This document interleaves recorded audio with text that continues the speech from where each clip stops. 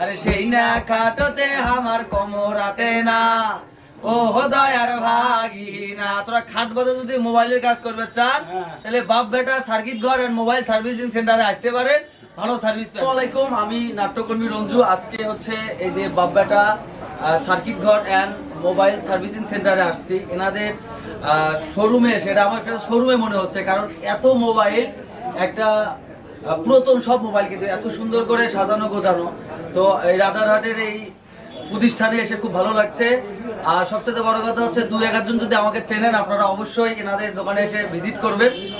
আপনাদের কোনো ফোনের যদি কোনো সমস্যা হয়, ডিসপ্লে, অনেক সমস্যা কিন্তু হয় আমাদের। তো এই যে এত প্রোডাক্ট আছে, এই যে মোবাইলের ডিসপ্লে থেকে শুরু করে সার্কিট সবকিছু আপনাদের এখানে পাওয়া যাচ্ছে। আমরা যে স্মার্টফোন চালাই বা বাটন ফোন চালাই, আপনার ফোনের কিন্তু সমস্যা হয়, ডিসপ্লে, স্পিকার, চার্জার, অনেক কিছু সমস্যা। সেই সমস্যার সমাধান করে দেওয়ার জন্য বাপ বেটা সার্কিট ঘর এন্ড মোবাইল সার্ভিসিং সেন্টারে আপনারা ভালো সার্ভিস পাবেন। চলে আসবেন রাজারহাট হাজি মার্কেটে, চলে আসবেন, অবশ্যই ভালো সার্ভিস পাবেন। যদি ভালো সার্ভিস না পান, 2-1 জন আমার ফলোয়ারও হয়তো ভিডিওটা দেখবেন, আমার পোস্টে গিয়ে কমেন্ট করবেন যে ভাই বাপ বেটা সার্কিট ঘরে মোবাইল সার্ভিসিং আমরা ভালো পাই নাই, আমাকে কমেন্ট করবেন। ভাইকে আমি সরাসরি ফোন করে বলবো যে ভাই সার্ভিসিং ভালো করতে হবে। আপনার বাবার সঙ্গে একই জায়গায় এক প্রতিষ্ঠানে আপনারা 2 জন থাকেন, মানে বাবার কাছে আর কি পারমিশন নেওয়ার আছে যে আপনি কি চান বলেন?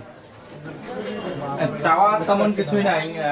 আমার বাবা যে এত বড় একটা প্রতিষ্ঠান দিয়েছে, তার নিজের প্রতিষ্ঠিত দোকানে যে আমি কাজ করতে পারতেছি, আমার বেকার সময়, যেটা লেখাপড়ার পাশাপাশি যে অযথা সময়গুলো বেঁচে থাকে, সেই সময়গুলো বাজে আড্ডা না দিয়ে আমি এখানে সময়টাকে কাজে লাগাতে পারতেছি, এটাই আমার কাছে অনেক কিছু চাওয়া। মোবাইল আছে, বাটন ফোন গুলো, ডিসপ্লে, স্পিকার সবকিছু আছে, মানে এটার বাইরে নতুন ফোন কেনা, মানে বিক্রি করার কোনো আশা আছে নাকি? নতুন ফোন বিক্রি করা, সেটা ভবিষ্যতে চেষ্টা করব যে যেন দোকান আস্তে আস্তে ধীরে ধীরে যখন বড় হবে তখন আর কি নতুন ফোন বিক্রি করার চেষ্টা করব।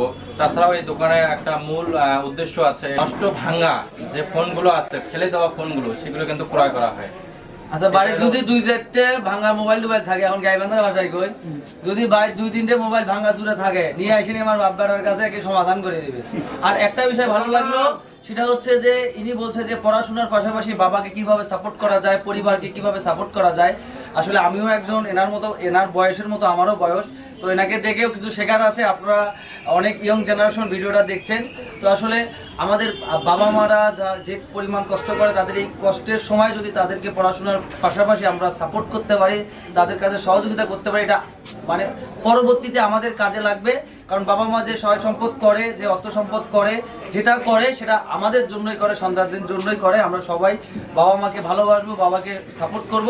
তো এভাবেই বাপ ছেলের কাজ এগিয়ে যাক দুর্বার গতিতে, এতটুকু আশা প্রত্যাশা রাখছি।